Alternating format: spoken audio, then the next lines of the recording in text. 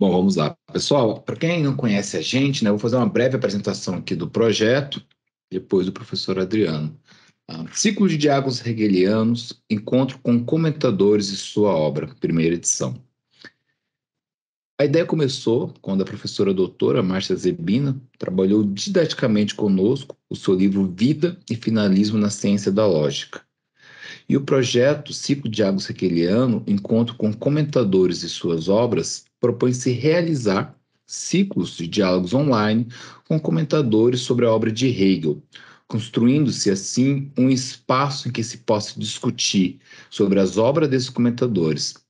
Nosso projeto tem como finalidade colocar em diálogo os mais diversos aspectos do pensamento de Hegel, trazendo especialistas de todo o Brasil para apresentar suas obras de modo a explicitar os diversos problemas da filosofia hegeliana. Nós somos eu, Ednei Augusto Cordeiro Silva, mestrando pela UFG, Sabrina Sena, Washington Oliveira e Robson Cacheta. Somos orientados, eu, Sabrina e Washington, pela professora Márcia Zebina, que também é coordenadora do projeto de extensão, e o Robson orientado pelo professor Hans Christian Klotz. Agradecimento especial ao programa de pós-graduação em filosofia da UFG. Bom, hoje nosso convidado é o professor Adriano Bueno Curli, professor adjunto do Departamento de Filosofia e no mestrado acadêmico do Programa de Pós-Graduação em Filosofia na Universidade Federal do Mato Grosso, onde trabalha desde 2007, membro do grupo de pesquisa Dialética e Iluminismo contra a Luz, todo gestado pelo CNPq, graduado em Filosofia pela Universidade Federal de Santa Maria, mestre em Filosofia pela PUC Rio Grande do Sul, com um foco em Kant, doutor em Filosofia também pela PUC Rio Grande do Sul, incluindo um estágio na Universidade de Bonn. Bom, o professor Adriano é um autor importante sobre Hegel, tem diversos artigos e hoje vamos discutir, né, um artigo que faz parte de uma tríade chamado A Consciência de Si Cética em Hegel e a Cultura Negacionista no Brasil Bolsonarista. Professor Adriano, reiteramos o agradecimento, é muito bom a participação do senhor aqui, a gente está, né, ampliando esse leque e a palavra está com você, tá bom? Então, obrigado, Ednei, pela apresentação. Eu queria agradecer o convite, agradecer especialmente ao Washington Oliveira, que me fez esse convite pessoalmente, e dizer que é muito importante essa iniciativa de trazer, digamos assim, filósofos menores para discutir suas obras e brasileiros, né? Porque a gente tem feito menos isso em termos de filosofia no Brasil, de valorizar o que a gente faz aqui. Vocês estão me escutando bem? Tá tudo certo? Sim, perfeitamente. Perfeito. Perfeitamente, sim. Então, depois do agradecimento, eu queria, então, já iniciando a minha exposição, eu vou falar um pouquinho sobre o artigo. E aí, quem quiser mais detalhes pode ler o artigo, não é um artigo muito longo, acho que é possível acompanhar, mas ele tem certos pressupostos teóricos que incluem a leitura da Fenomenologia do Espírito, especialmente do capítulo 4, né, que é sobre a consciência de si. E a partir de um... Então, o artigo se chama Consciência de Si Cética em Hegel e a Cultura Negacionista no Brasil Bolsonarista. E ele faz parte de um conjunto de 3 artigos, né? Então, isso é bem hegeliano, assim, só que esses artigos não têm propriamente nenhum Aufhebung, né? Nenhuma suprassunção, se a gente quiser. Até porque é um projeto que eu pretendo continuar depois, né? Nesse sentido, ele busca fazer uma leitura da cultura contemporânea e especial da sociedade brasileira a partir da fenomenologia do espírito em um viés que eu chamo psicossocial. Se eu pudesse me atrever um pouco mais, eu diria que eu estou tentando trazer o Hegel para um viés mais próximo da psicanálise social, muito embora eu aqui não tenha muito estofo teórico na psicanálise, mas é algo que me interessa, né? E eu acho que esse capítulo é o capítulo-chave para a gente entender essa ideia, muito mais do que a primeira parte, né? Que os capítulos 1 ao 13, que compõem a parte sobre a consciência. E eu entendo que uma leitura que vise aspectos psicossociais também já nos próximos capítulos da razão e do espírito, ele precisa ter o seu cerne nesse capítulo 4, que é da consciência de si, onde eu penso que você tem o que a gente poderia chamar de diretrizes básicas para compreender a psique em Hegel. Então, esse artigo ele surge enquanto eu escrevo um artigo sobre a relação senhor-servo no Hegel, e também a primeira parte, né, que é a abertura do capítulo, em que o Hegel fala da vida e do desejo, né? Então, a consciência de si ali contraposta à vida e o desejo como uma espécie de princípio motor da consciência de si. E isso me conduziu a falar sobre morte, que me parece que é um conceito elementar para a gente entender o desenvolvimento da consciência de si. Então, tem certos pressupostos aqui. Esse artigo que eu trouxe para a gente discutir hoje, ele é a segunda parte, né? Então, ele pressupõe o primeiro artigo, que é esse que eu falei, que trata da leitura psicossocial e da consciência de si, focado aqui daquele caminho que nos leva até o final da passagem sobre senhor e servo, que seria a parte A. Né? E eu acho que o principal pressuposto aqui da minha leitura, para que a gente entenda bem, eu falo um pouco disso também nesse artigo, reforçando esse ponto, é que existe o ponto do Hegel é conectar a consciência de si com o conceito de vida.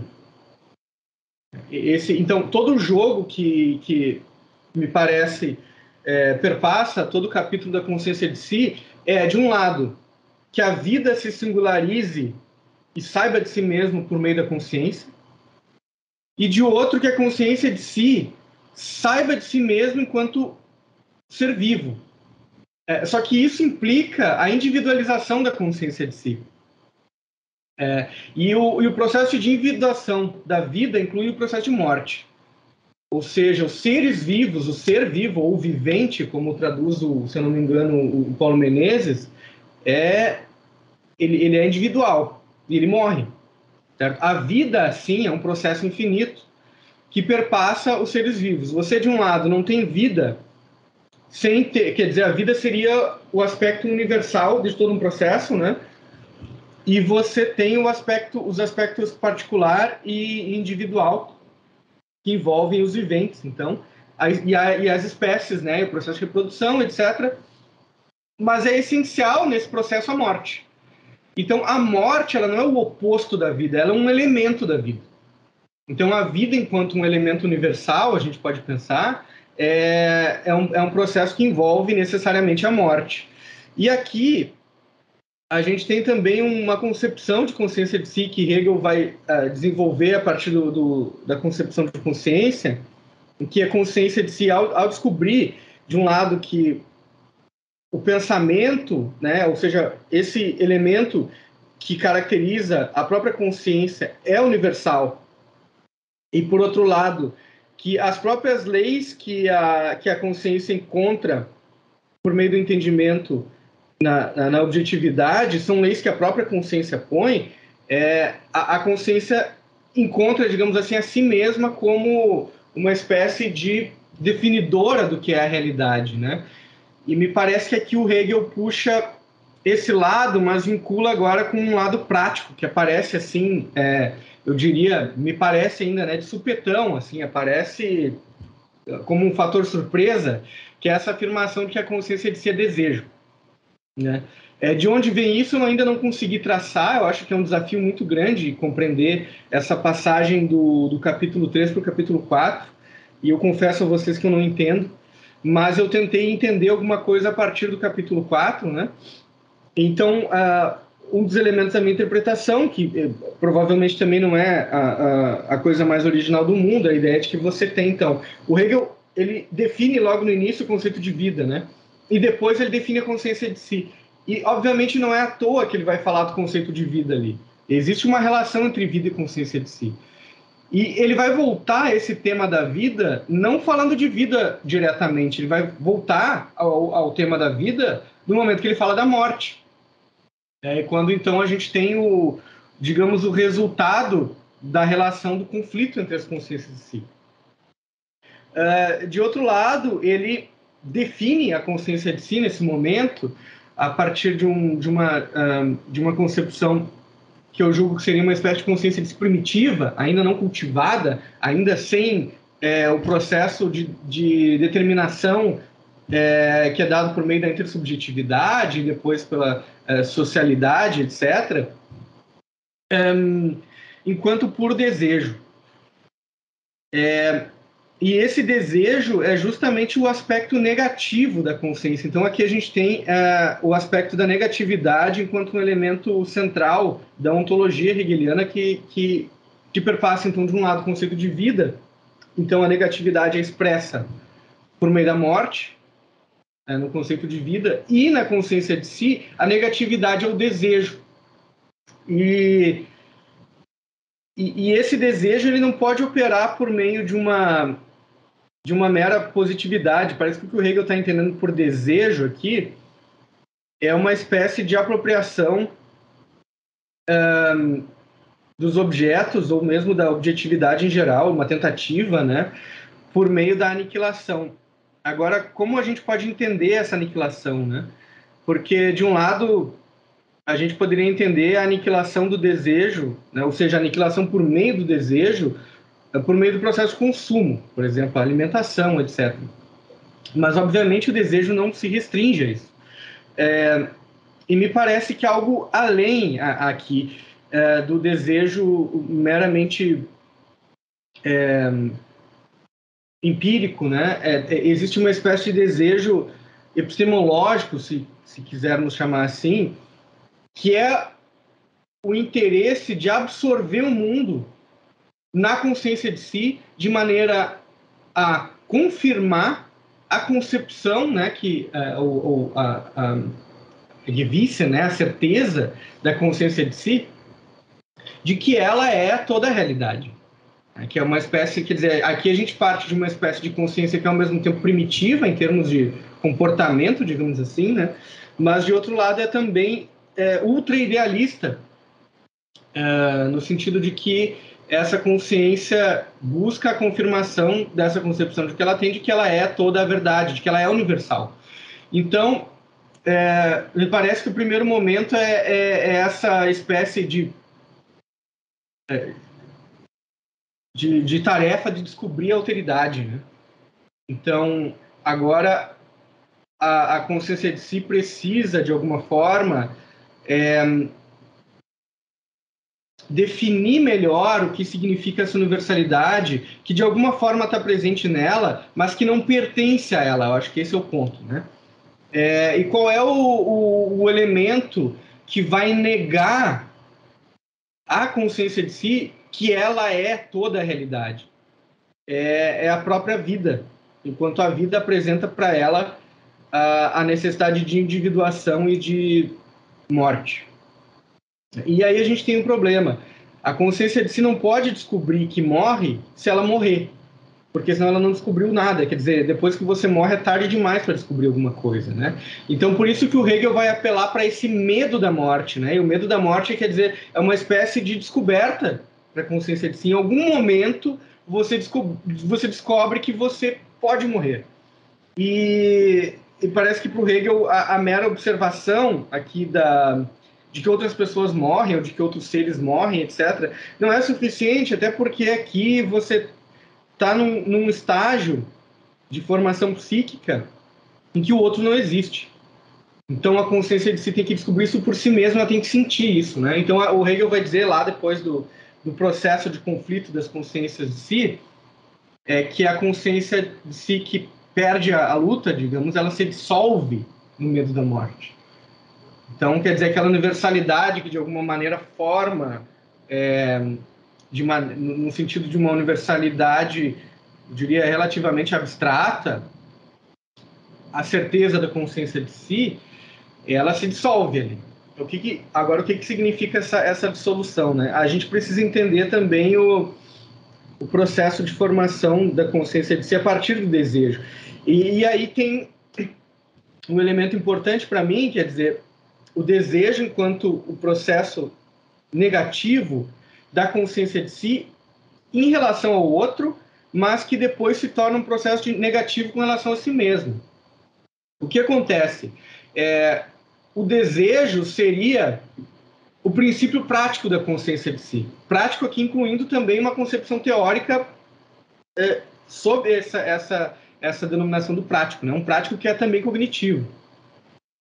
Então, o desejo, ele prova, ou busca provar, a universalidade da consciência de si, mostrando que apenas o eu é verdadeiro e todo o resto pode ser dissolvido de acordo com o desejo desse ego, né, que compõe a consciência de si primitiva. Lembra que tem uma passagem também que ele descreve a consciência de si como eu igual a eu, etc. E a gente pode ter várias referências implícitas aí a Kant e a Fichte, por exemplo. E eu não quero entrar nesse ponto, eu acho que é bem complicado. Mas o ponto é que o desejo não é capaz de realizar o que a consciência de si busca. Porque o desejo nega o particular. E a negação do particular não garante uma espécie de dominação completa da realidade, uma prova de que eu sou a realidade, que tudo é ego, né? Então, o que acontece é que o desejo é um ciclo infinito. A gente poderia colocar que aqui o desejo aparece como uma das expressões do mal infinito hegeliano, do ponto de vista da formação psíquica, né? O desejo, ele sempre... O que ele faz é que a própria realização do desejo prova que o desejo é uma contradição.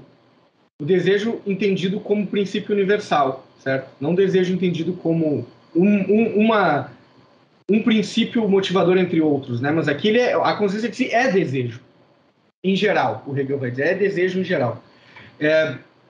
Então, o que acontece? O desejo, ele aniquila, digamos assim, a independência do objeto, e assim a consciência de si retorna a si mesmo, confirmando que aquele objeto não é independente dela.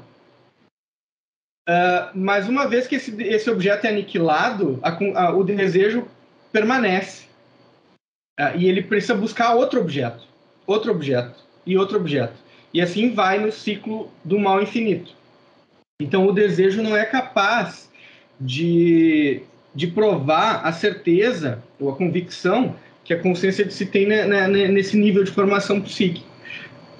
Então, o que acontece? A única maneira da consciência de si provar essa convicção que ela tem é por meio desse processo, o Hegel vai colocar, né, por meio do processo de reconhecimento. Aqui uma coisa um tanto estranha, porque quem é que precisa reconhecer isso? É a própria consciência de si. Certo? A gente não pode dizer que essa consciência de si é já um outro, porque essa consciência de si não tem autoridade. Só que qual é o problema? O problema é que o processo, a consciência de si é desejo em geral. E o que o desejo faz? O desejo nega, ele aniquila.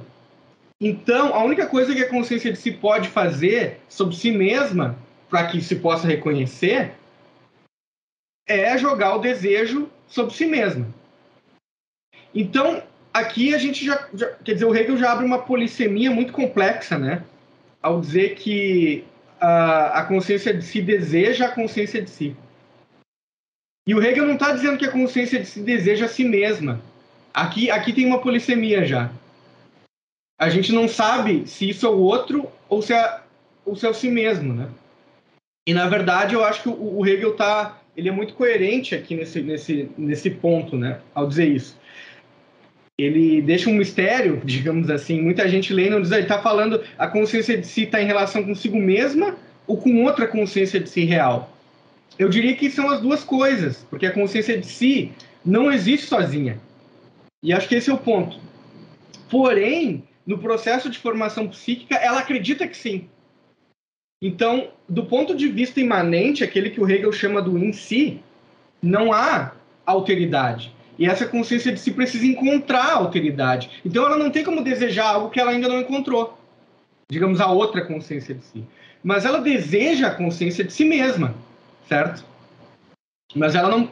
Então, por outro lado, ela também não pode encontrar isso. Ela não tem como se dobrar a si mesma sem gerar a diferença que todo processo reflexivo gera e que aqui é entendido praticamente por meio de uma espécie de desejo da consciência de si. Então, a consciência de si está descobrindo que ela precisa, para sua própria confirmação, ela precisa do outro. Só que o que é o outro aqui? Uma outra consciência de si. Um ser que não tenha consciência não vai poder me reconhecer. Ou seja, a vida sozinha não me reconhece. E aqui a vida, a gente tem todo o processo da vida, né, enquanto espécies, etc. Quer dizer, a consciência de si precisa encontrar a outra consciência de si para que ela possa, então... aí vem um outro aspecto que o Hegel diz, fazer em si mesmo o que ela faz no outro.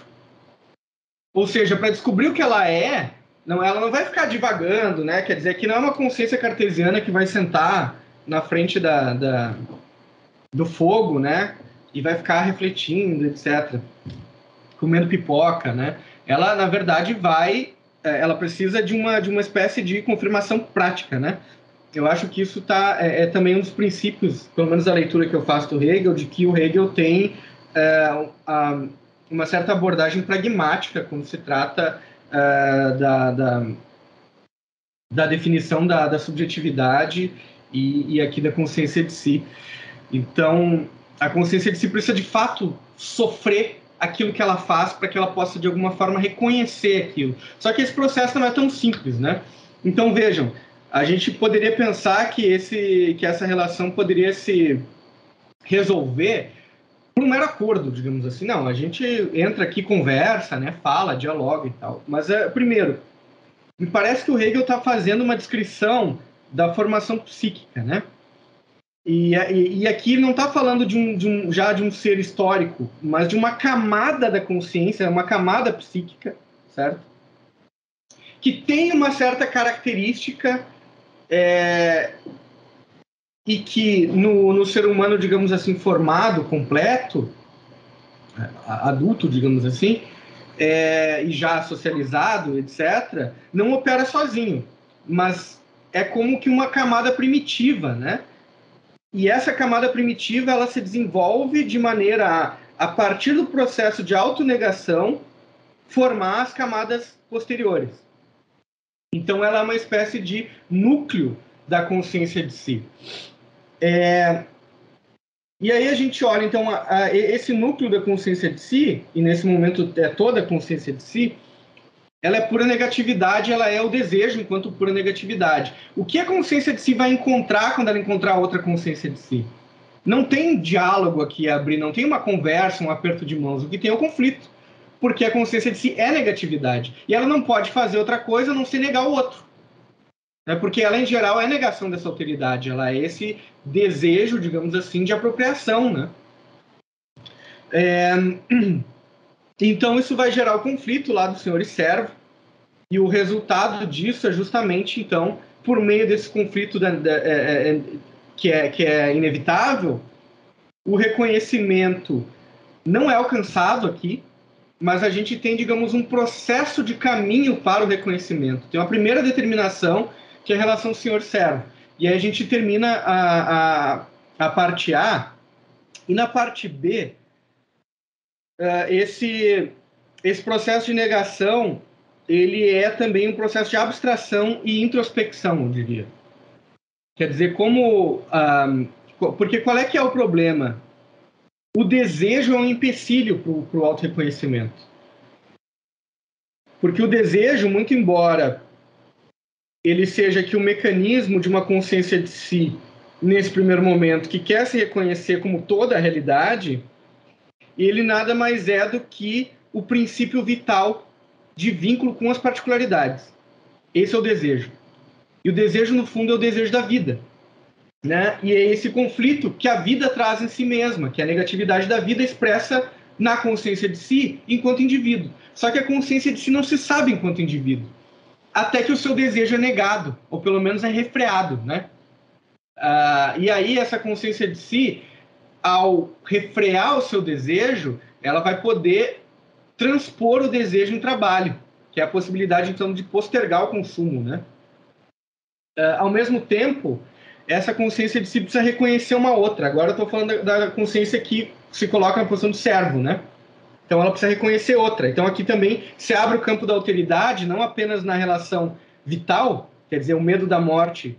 Então eu reconheço que eu sou finito, mas de outro lado também no campo, vamos dizer assim, espiritual, né? Que é o de reconhecer que há uma outra consciência, um outro ser que deseja e que não sou eu. Então aqui também eu abro o campo da possibilidade da intersubjetividade.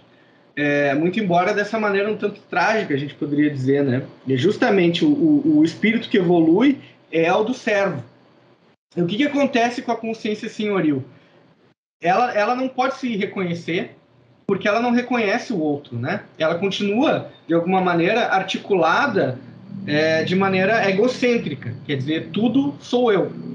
Né? E é puramente desejo. Enquanto a consciência servil transpõe o desejo em trabalho, e ao transpor o desejo em trabalho, ela nega a natureza.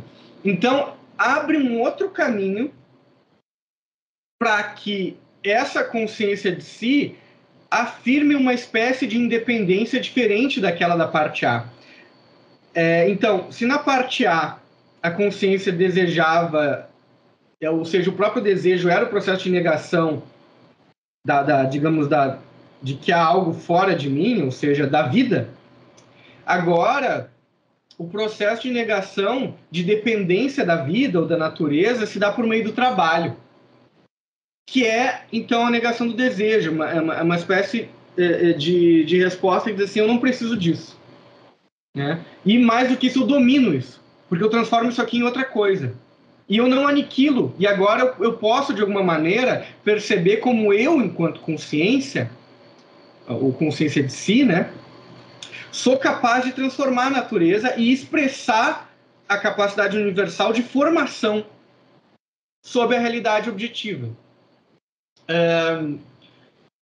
Só que essa passagem para a parte B, ela envolve um processo de introspecção em que a consciência de si reconhece ou busca reconhecer uma espécie de campo de independência com relação à realidade natural e também ao próprio processo de dominação que ela sofre. Então, ela, como uma forma de se defender da dominação, digamos assim, ela se volta a si mesma e se transpõe naquilo que o Hegel vai chamar de consciência de si estoica. O que a consciência de si estoica faz? Né? Ela reconhece a capacidade universal de negação para dizer eu sou puro pensamento e o que está fora de mim não importa, né? É indiferente com relação àquilo. Muito embora aquilo esteja lá, de alguma forma. Mas é uma mera negação, digamos assim, genérica. A passagem para a consciência de si cética vai envolver o passo de reconhecer que não apenas eu sou capaz, então, de negar de modo geral, mas que eu sou capaz de negar todo e qualquer pensamento determinado. Então, não apenas as coisas, os objetos, né, mas pensamentos determinados. Agora, pensamentos determinados são também expressões do pensamento. Então, a consciência de si cética, ao buscar a sua independência absoluta, de novo, ela encontra o paradoxo, né, que demonstra, então, finalmente, para a consciência que esse processo de independência absoluta que ela está buscando não é viável. Porque o que acontece? A consciência de si estoica encontra o seu processo de liberdade na liberdade de pensamento. Quer dizer, seja o que for que está acontecendo, eu tenho capacidade de pensar e os meus pensamentos ninguém domina. E esse pensamento, de alguma maneira, tem como cerne a negação. A negação da dominação, a negação da natureza externa, a negação da morte, que se expressa na indiferença estoica diante desse destino fatal, que é que somos finitos, dominados e morreremos.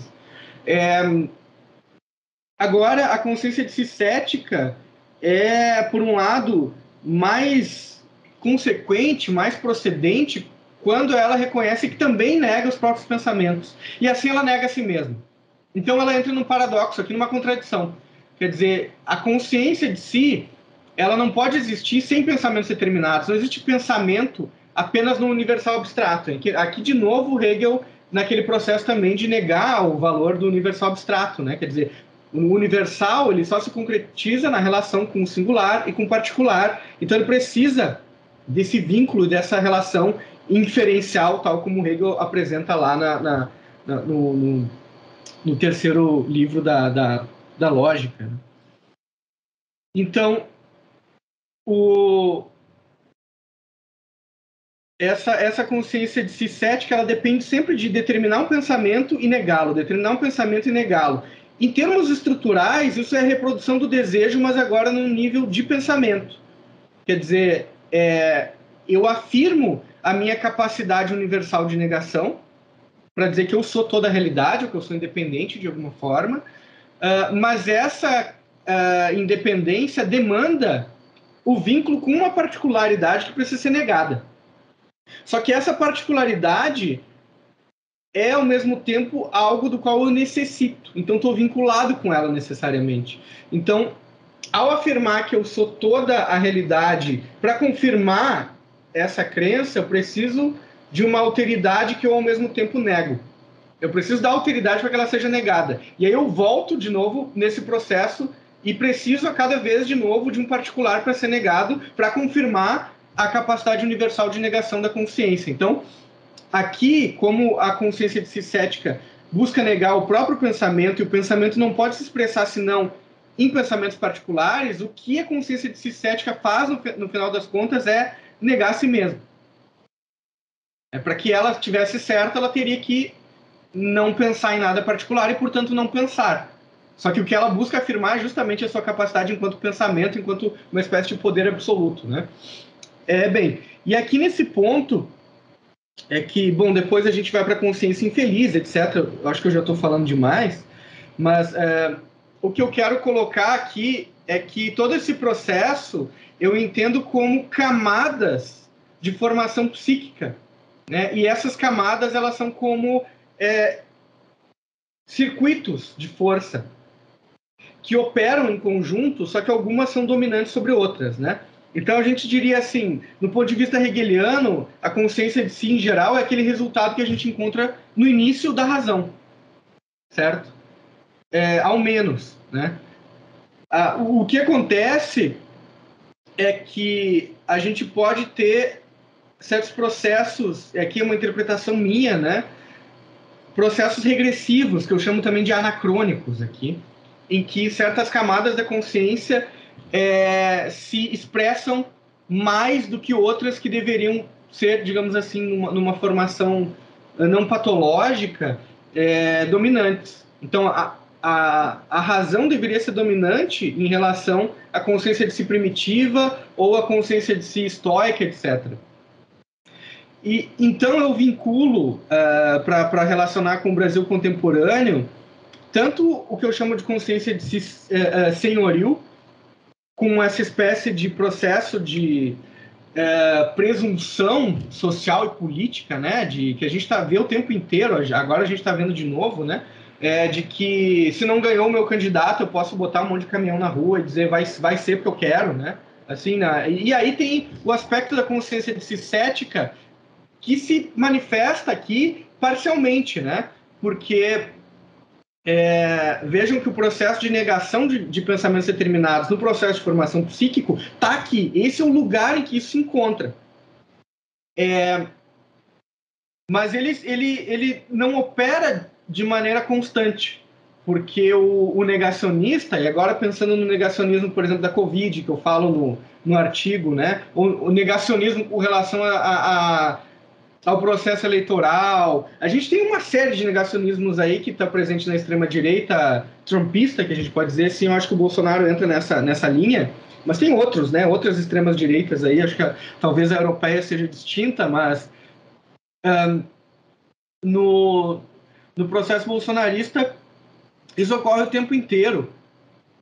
E é muito interessante como esse aspecto da consciência cética, ele liga e desliga, né? É como se a gente tivesse num tipo de operação em que, por vezes, a consciência opera como cética, por vezes como consciência senhoril. Porque a consciência senhoril é puro desejo.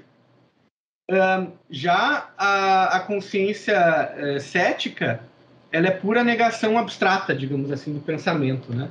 E elas, de alguma maneira, se complementam para formar esse processo do negacionismo pós-verdade, né? O negacionismo contemporâneo, das fake news, etc., porque tem um aspecto de dissimulação aqui que é muito interessante, que é o fato de que certos critérios são usados para negar certas proposições e esse mesmo critério não é negado para negar outras proposições que, na verdade, esse militante, vamos chamar assim, quer, na verdade, confirmar. Então, tem uma ambiguidade aqui. E aí, nesse artigo, eu falo de outros aspectos, né? Por exemplo, eu acho que o relativismo é muito importante e tem a questão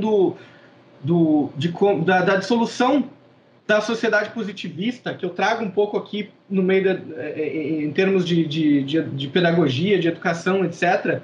Mas eu acho que eu já falei bastante. Então, eu tentei focar um pouco mais nessa parte do Hegel mesmo, né? Já que a gente está aqui no seminário hegelianos, né?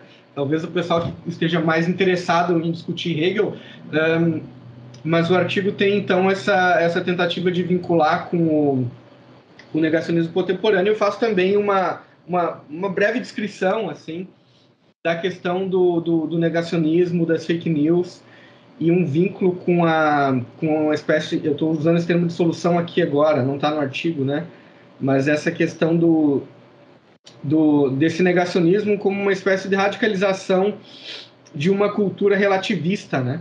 Em que o ceticismo pode aparecer a hora que quiser e que for, digamos assim, pertinente. Então, eu vou ficar por aqui. A gente pode, então, conversar, discutir. Acho que eu já falei bastante tempo. Obrigado. Bom, nós que agradecemos, pessoal. Muito bom, assim, a fala. Pô, encantado aqui de escutar. E me parece que o pessoal não está aqui só pelo Hegel, não, viu? Acho que o tema ele é bem provocador, né? Já estamos aí comentou alguns convidados, algum pessoal aí. Então, pessoal, quem quiser perguntar, pode abrir o microfone, levantar a mãozinha, botar no chat. Nós vamos de todas as formas. E enquanto o pessoal se organiza, se mobiliza, quero de novo reiterar o agradecimento, Adriano. Acho que assim é muito bom. E eu acho esse movimento de trazer o Hegel o contemporâneo bacana, assim. Eu sempre falo que o Hegel é uma chave de leitura para o mundo, né? Você pode nem entrar na aspiração nossas hegelianas, mas o instrumento de leitura do Hegel é muito bom. É uma linguagem muito particular. Entender essa consciência, o desdobramento dela, assim, é maravilhoso. E eu gostei muito da forma com que você coloca isso nesse fenômeno, né, que a gente chama de bolsonarismo, essa extrema-direita, etc. Enquanto ninguém pergunta, eu vou começar com uma pequena reflexão. Você falou muito essa ideia de psicologia, esse Hegel mais, né, quase uma psiquiatria hegeliana, assim. E a gente pensa muito nessa questão de vida e morte, né? No desejo se realizar, ele acaba. Então, a realização do desejo é o fim do desejo, a morte do desejo, então ele tem que ficar sempre nessa coisa. E na hora que você me falou, assim, começou a falar de morte, eu lembrei que o nosso presidente, nos próximos aí 20 dias, tá acabando, ele tem muita, o pessoal muito fala que ele tem essa pulsão de morte, né? E essa coisa ali de vez mais, né, 680 mil pessoas mortas em decorrência da Covid, e várias outras frases absurdas, né? Lamento no socoveiro, frases do passado como quem procura osso é cachorro, etc. E eu queria pensar, né? Se você pudesse, a gente fazer esse primeiro momento de relacionar essa coisa da morte com esse governante, né? Como que essa consciência é uma consciência que só pensa muitas vezes na aniquilação do outro, né? Porque dela mesma aí é outra, o cara se melindra todo, chora, passa mal, mas esse outro é a aniquilação, né? Como é que a gente pode pensar essa consciência? Acho que seria essa a pergunta. Muito obrigado pela pergunta. Isso me ajuda a trazer um pouco o artigo que seria anterior na ordem, né? Que é onde eu falo justamente sobre isso, porque eu chamaria isso da consciência senhoril, né? E pensando aqui justamente em fazer algo análogo ao que o Freud faz quando ele monta lá as estruturas de consciência dele, de consciência não, né? Da psique. Você tem o id, o ego, o superego, né? E aí enfim. E aí as patologias elas estão vinculadas a como essa estrutura funciona, etc. Eu acho que a gente pode pensar esse capítulo da consciência de si do Hegel analogamente. E aqui a gente teria um processo talvez egolátrico, né, ou narcisista. Eu nem sei se é narcisista porque o processo do narcisismo ele envolve você se refletir de alguma forma, né? E você se apaixonar por esse objeto que você reconhece como sendo você mesmo. Eu acho que nesse momento da consciência senhoril, você não tem isso. Você não tem essa reflexão. Então, o Hegel está tratando de uma espécie de narcisismo diferente, né? Então, eu vou chamar aqui de um processo egolátrico que eu chamei no artigo de consciência senhoril. Porque o que acontece com a consciência senhoril é justamente essa, ela não tem alteridade, né? Ela não passou pelo processo de dissolver a sua crença de que ela é universal no medo da morte, para que ela, de alguma maneira, se encontrasse entre outros seres finitos, imortais, etc. E isso é interessante, porque é claro que você não pode simplesmente abstratamente dizer assim, olha, todo esse grupo de pessoas, né, é a mesma coisa e esse processo se reduz a um processo desse tipo. Eu acho que o que a gente tem, antes de tudo, é uma interconexão entre processos complexos, né, e tipos psíquicos diferentes, inclusive em pessoas que são a mesma pessoa e que em momentos diferentes operam de acordo com estruturas psíquicas distintas. Elas, é como se elas encarnassem personagens diferentes em momentos diferentes, né? Agora, tem algo muito próprio aqui que eu acho que se a gente quiser falar um pouco de uma espécie de psique social, seja lá o que for isso, né? Como uma espécie de herança cultural de comportamentos, né? Que se manifesta mais em algumas classes do que outras, mas que está presente no nosso subconsciente, às vezes no nosso consciente mesmo, né?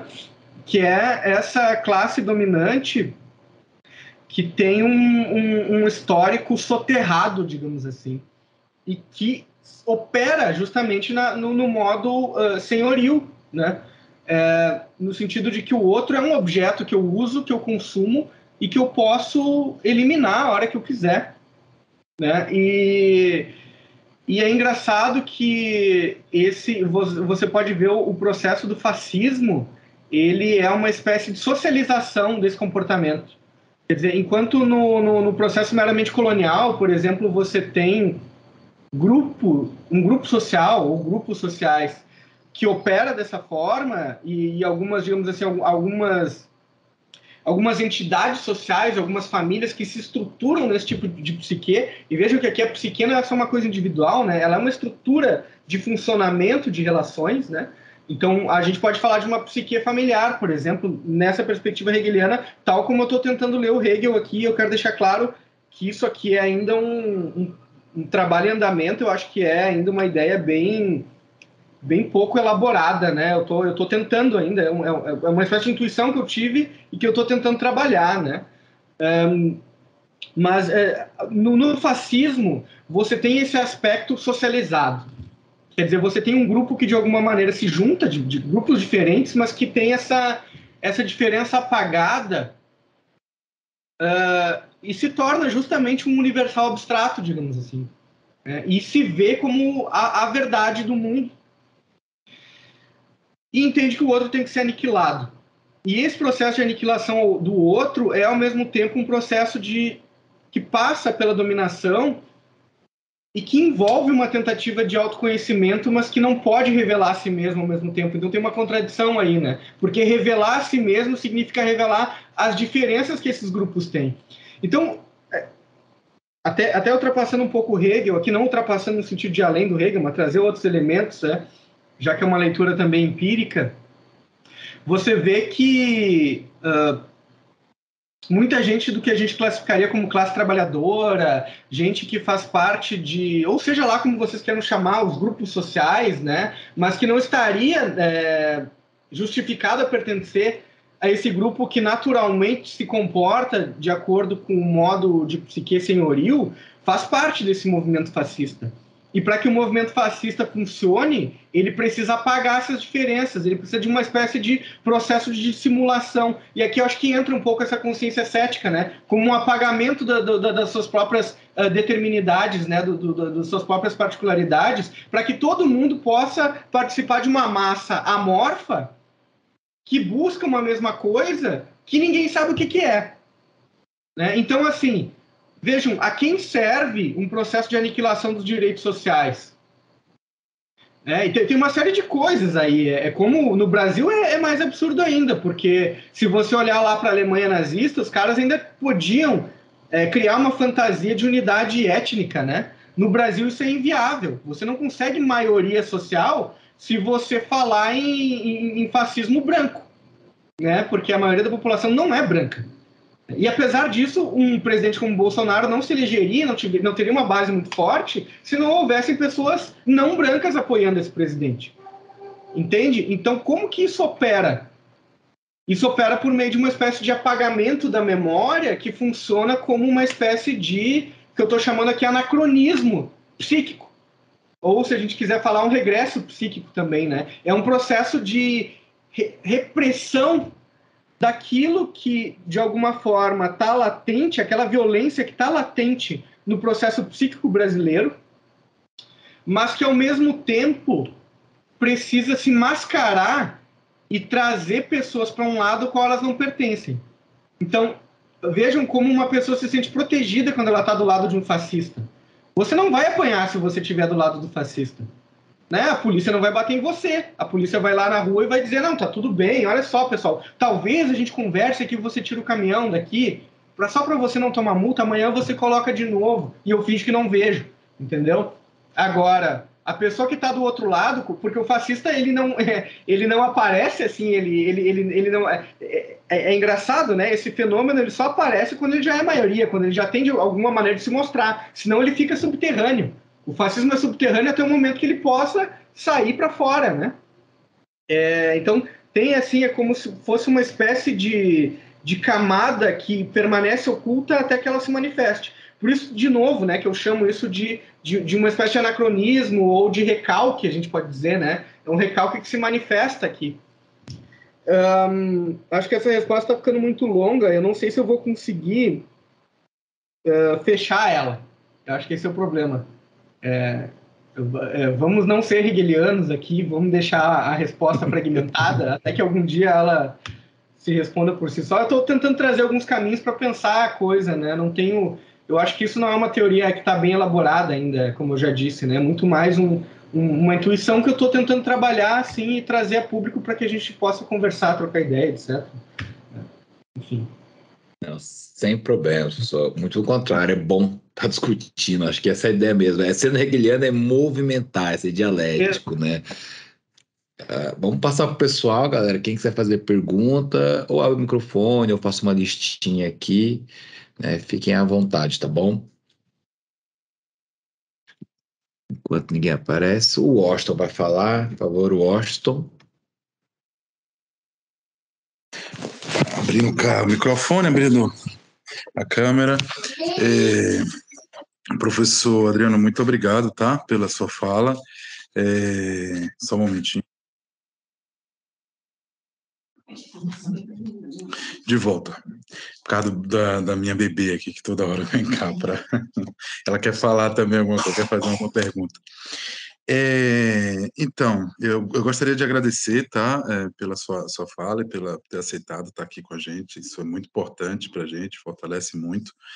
E como a Ednei também colocou, né, eu concordo plenamente, acho que essa forma de trazer essa discussão e atualizar o Hegel, eu acho que isso é muito frutífero, isso é muito rico, né? Eu acho que é interessante para promover debate, a gente está precisando muito disso, né? Eu tenho aqui algumas questões que eu formulei, tá?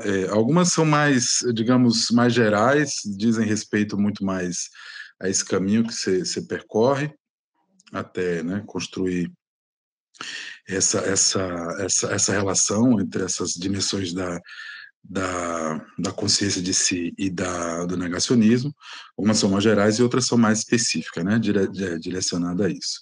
Aí eu vou começar com as mais gerais. Eu vou fazer, né, talvez, não sei se, porque a gente tem essa mania de ficar alongando demais, né, principalmente quando vai fazer pergunta, mas é um pouco para situar. Mas eu gostaria de saber se eu posso fazer em bloco ou se eu divido, né, porque tem mais ou menos umas 3 perguntas, não sei se cabe as 3 aqui, né, e não sei se cabe também as 3 assim ao mesmo tempo. Eu gostaria de saber se eu poderia fazê-las em bloco ou se eu devo separá-las.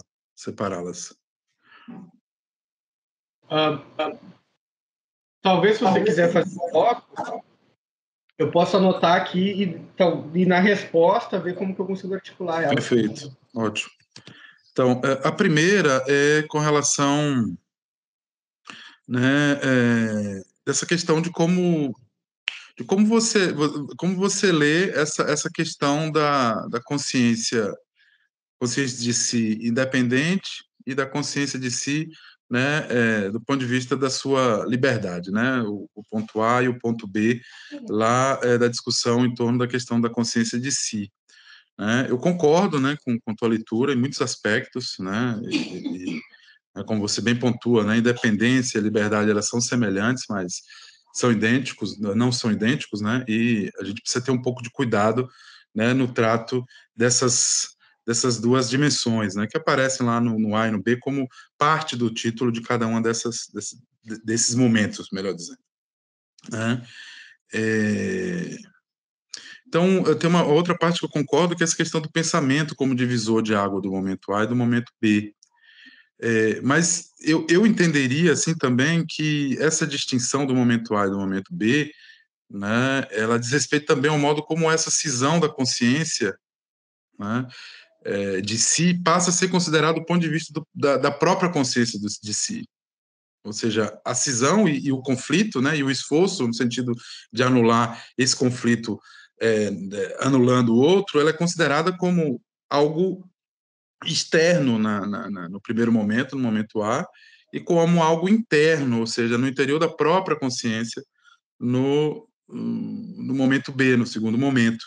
Né? Ou seja, aquilo que é entendido, essa cisão, esse conflito, esse esforço no sentido de anular o outro, ela é como que projetada, né, para a exterioridade por essa consciência de si, no primeiro momento, mas no segundo momento, isso que é projetado para fora, né, isso que é projetado numa outra dimensão, digamos, externa à consciência, ela passa a ser, né, acolhida como algo interno.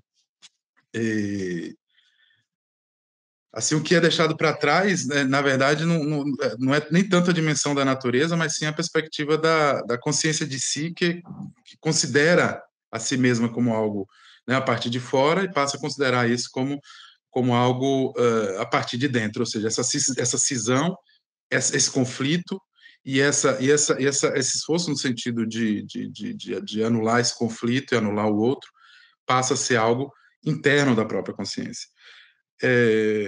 Aí eu queria saber um pouco se é possível também fazer esse tipo de leitura, né, nessa direção. Você dá alguns indicativos, né, ao longo do texto, que também é possível fazer essa leitura nesse sentido, ou seja, de que esse conflito, essa cisão, ela no primeiro momento ela é tido como algo fora, mas no segundo momento ela é internalizada. Mas também você deixa muito essa questão de destaque de que é um aspecto que passa da natureza, dessa consideração da natureza, para a dimensão do pensamento. Então, eu gostaria de saber um pouco de ti com relação a essa questão, se você puder falar um pouco mais, se é possível também entender como essa cisão ou esse conflito como algo interno, né, e não mais como algo externo, projetado, se essa seria uma possibilidade de leitura, e se é possível caminhar nessa direção. E o segundo ponto, com relação a essa questão do ceticismo, né, e algo mais específico, né, no que diz respeito à tese principal que você está desenvolvendo no seu artigo, né, que é essa relação, né, ou essa aplicação desse conceito de consciência de si a essa questão do negacionismo, né? Então, se você pudesse falar um pouco sobre como esse ceticismo está sendo mobilizado, porque em alguns momentos você fala que seria uma espécie de ceticismo seletivo, ou ceticismo parcial, né, em outros momentos. Então, eu gostaria que você pudesse falar em termos de como esse ceticismo ele funciona na sua parcialidade, e o que é que fica do Hegel, e o que é que é desconsiderado, né?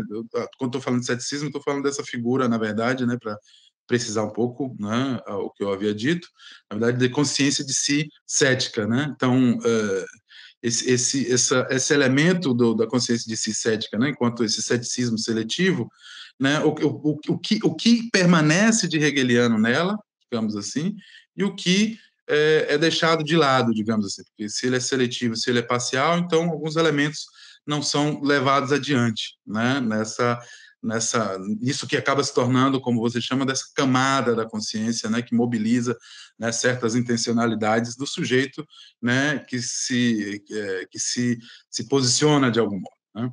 Então, porque a minha questão né, até que ponto, né, realmente é possível, né, até em que medida a gente pode aproximar a consciência cética desse negacionismo, né? Porque no caso do negacionismo, aqui é negado apenas aquilo que não está de acordo com as crenças e valores de um certo grupo, né? O que é negado é aquilo que não está de acordo com o que não está de acordo com as crenças, com esses valores, esses princípios de um certo grupo, né? E o que tiver de acordo é reafirmado dentro desse sistema de crenças, né, e de valores, que acaba funcionando como um pressuposto certo e questionável, embora a gente sabe em muitos momentos flexível, né, fluido, né, que vai se alterando de acordo com as evidências dos fatos, digamos assim.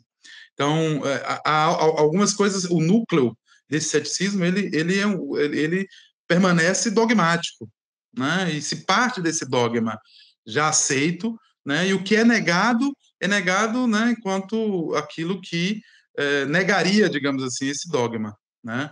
Então, todo processo de negação é para conservar isso que é tomado como certo, líquido e certo, né? Como algo inquestionável e como dogmático, né?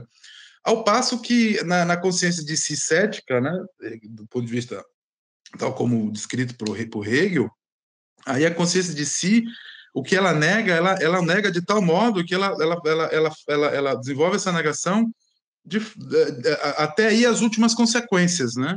Ela nega tudo, inclusive a si mesma, de forma, né, a gente pode dizer, a culminar aí na absoluta contradição, né? A gente pode falar em contradição performativa, ou impasse, ou aporia, não sei, né? Mas é uma negação consciente dessa negação, né? E essa é propriamente um caminho, né, em direção a esse desmonte, né, com relação às certezas, né? Corrosão dessas certezas. Então, aí estou apontando essa diferença. Então, gostaria de saber de ti o que é que fica desse ceticismo. Você fala também dessa, né, muitas vezes da questão de como é manipulado esse ceticismo. Aí eu vou ficar só nessa segunda, porque senão vou me alongar demais. Desculpem aí pelo tempo que eu estou tomando. Mas você fala dessa questão, por exemplo, de como é manipulado o ceticismo cartesiano, por exemplo, né? O abuso, né? Você usa o termo abuso, né? No sentido do modo como é operado com esse ceticismo, né? Então, eu gostaria de saber de você, né? Quando você fala nesse ceticismo seletivo, como é que o que é que tem de Hegel, o que é que não, e de que modo, né? Funciona essas manipulações de modo a deslocar, né, essas camadas, né, de forma meramente parcial e não a sua totalidade. Desculpem o tempo, eu realmente tive dificuldade de formular a pergunta, mas se eu puder responder, professor, por favor, obrigado. Obrigado, Washington. É muito interessante e eu acho que você, de alguma forma, coloca minha argumentação de volta nos trilhos, assim, para que eu possa também esclarecer algumas coisas importantes, né, que estão presentes aqui, também como pressuposto desse artigo, que é a concepção de liberdade do Hegel,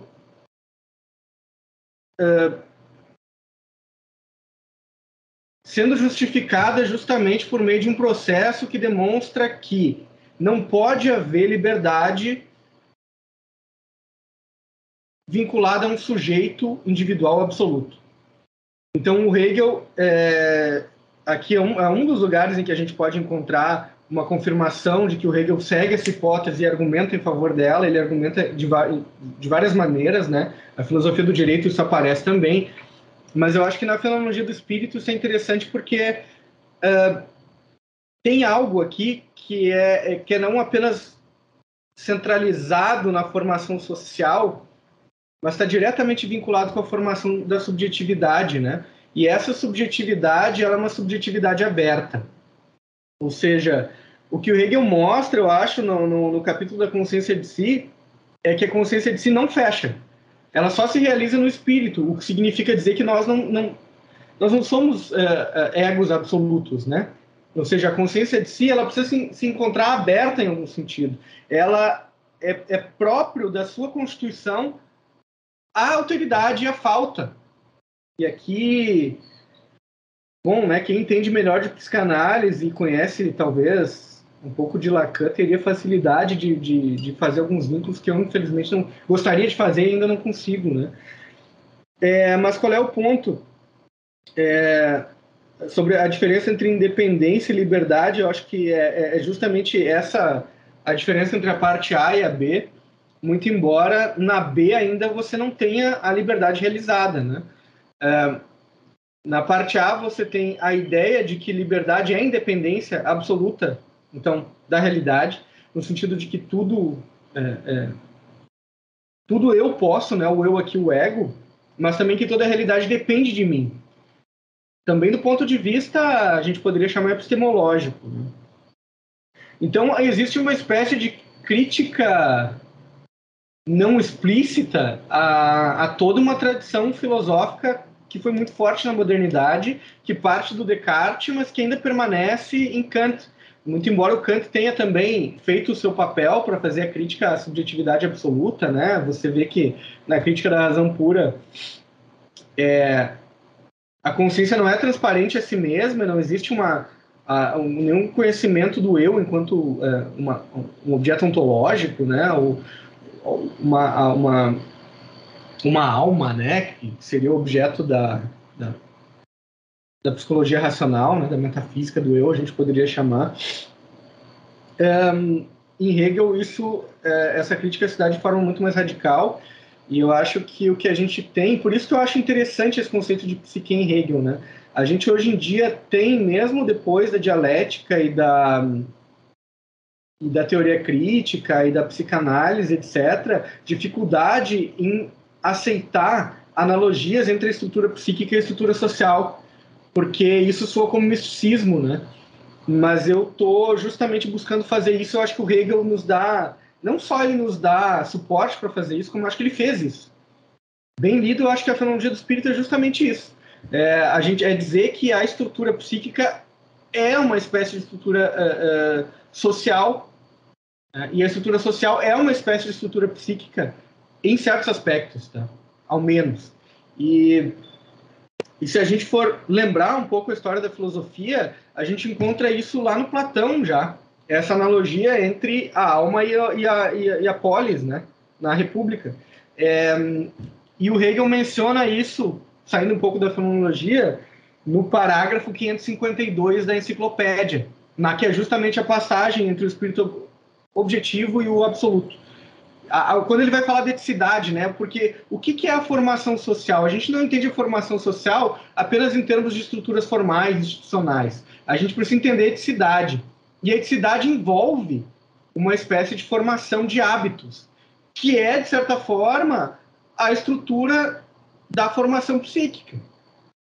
Então, se essa hipótese pode ser levada adiante, aqui a gente tem então, primeiro, a ideia de que liberdade não é uma propriedade absoluta de um sujeito, mas a liberdade, se ela é propriedade de algo, é da sociedade. E nós somos livres nessa vinculação social. Então, me parece que, com relação à primeira parte, então, é a negação da possibilidade de uma independência absoluta, ou seja, a independência é sempre relativa, e, portanto, não há independência absoluta. Nós somos também, em algum aspecto, dependentes, porque nós morremos, então somos dependentes da vida. Nós não somos senhores da vida, ao contrário, a vida, em algum aspecto, é que nos domina. Mas quem nos mostra isso é uma outra consciência de si. Quer dizer, eu preciso que alguém não me mate para que eu veja que eu posso morrer. E do ponto de vista da liberdade, quer dizer, talvez uma maneira de entender esse processo, é sempre bom lembrar, né? Eu não trato nesse artigo, mas a consciência infeliz fecha esse capítulo, né? E o que a consciência infeliz faz é justamente extrair de si mesma a universalidade. Então a universalidade passa a ser outro. E aqui é que a consciência vai, de alguma maneira, conseguir operar com uma espécie de auto-alteridade. Só que, ao mesmo tempo, a consciência infeliz, antes de concluir e chegar a esse processo da razão, ela é essa consciência crente, né? Vamos assim. Mas qual é que é a crítica aí em termos de liberdade? É basicamente dizer assim, liberdade não é só liberdade de consciência, de pensamento. Né? Eu não consigo concretizar a liberdade se eu só pensar que eu sou livre. Como o estoico, por exemplo. Não, eu estou aqui amarrado, mas está tudo bem porque lá dentro da minha cabeça eu sou livre, eu sei que, não sei, eu sou indiferente ao destino, à natureza, qualquer coisa assim, né? E aprofundando essa noção de negação que está presente na consciência, a gente tem o paradoxo do ceticismo, e aí eu acho que a gente vincula um pouco com a segunda parte, né, que é do ceticismo e negacionismo. Tem dois aspectos aqui que eu queria falar, mas aproveitando o gancho, o paradoxo da consciência cética só vai se resolver quando ela se divide. Quer dizer, de novo, o particular e o universal precisam estar em lados diferentes, mas se agora a liberdade da consciência estava em si mesma, no seu processo de negação, agora ela está fora, uma espécie de, a gente poderia ler aqui, divindade, né, que eu adoro, etc., e que tomo como fonte, inclusive, da realidade dos meus pensamentos determinados. Então eu coloco tudo que eu achava que estava centrado em mim mesmo em outro, né, que agora vamos dizer, Deus, né? E aí a gente tem essa resolução da consciência cética naquilo que seria justamente o oposto dela, porque se o universal era o caráter da consciência de si, agora ele é objetivado, só que é por meio dessa objetivação que a consciência de si vai poder ver a si mesma como outro, né? Mas são processos. Agora, outro aspecto importante para responder, então, a relação entre o ceticismo e o negacionismo, né? Porque o negacionismo não é um ceticismo puro. E como que eu posso defender que há, de alguma forma, um papel da consciência de si cética no comportamento negacionista? Eu não estou dizendo que o comportamento negacionista é absolutamente cético.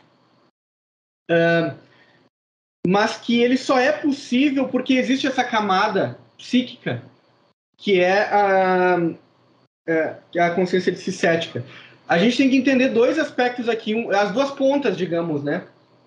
Uma é a consciência de si senhoril, que é essa consciência de si que não tem alteridade e que, de alguma forma, age como se todo mundo girasse em torno de mim, né? O ególatra, digamos assim. E na outra ponta tem o crente, né? É porque a consciência de si, ela acredita que o universal é algo tão externo, tão fora, que eu preciso, de alguma forma, me vincular àquilo, a minha verdade está ligada àquilo por meio de uma adoração e uma submissão absoluta.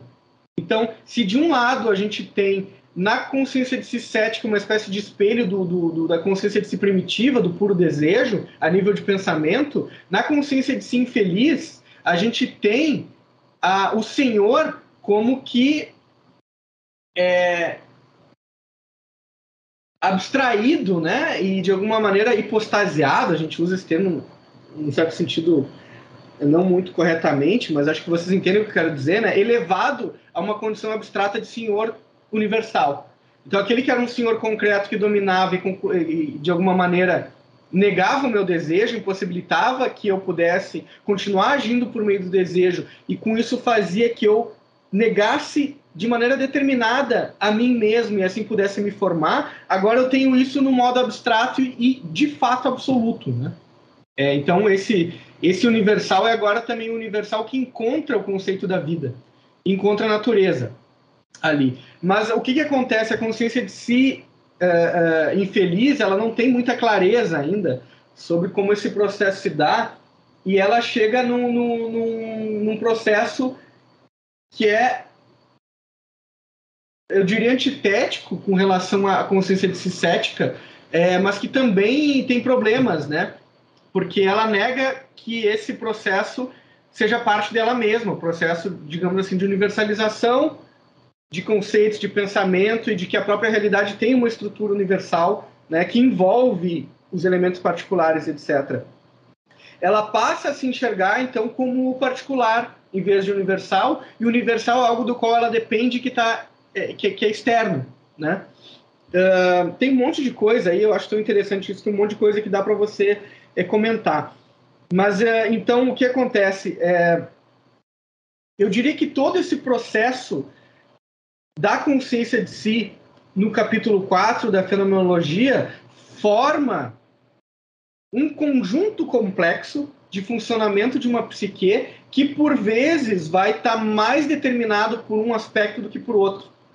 Então, você tem um circuito que é aquela consciência de si egolátrica, digamos assim, a consciência de si senhoril. Você tem outro circuito, que é a consciência de si estoica, você tem outro circuito que é a consciência de si cética, e o outro que é a consciência de si infeliz, e eles estão, de alguma maneira, também conectados, né? Aqui por meio do Aufhebung, da suprassunção. Eles não são simplesmente negados, eles são guardados. E se a gente entender esse guardados, né, negado porém guardado, quer dizer, é no sentido de que eles também compõem a formação psíquica, certo? Então, eu diria que esse tipo de comportamento ele só é possível porque em algum momento a consciência de si consegue regredir em termos de funcionamento e apagar seus outros processos posteriores, digamos assim, resolvidos, né, mais completos. E, quer dizer, essa unidade seria a razão, né? A unidade da consciência de si seria a razão. Esse processo, ele então, de regresso, digamos assim, eu estou de alguma maneira pensando como patológico, mas eu sei que também se pode criticar bastante esse viés, né? Mas ele mistura, né? Em alguns momentos ele vai acionar um circuito em que a consciência de si cética fala mais alto. Em outros, né, que a adoração vai vincular muito mais com a consciência de si infeliz. Em outros vai vincular com essa consciência de si senhoril.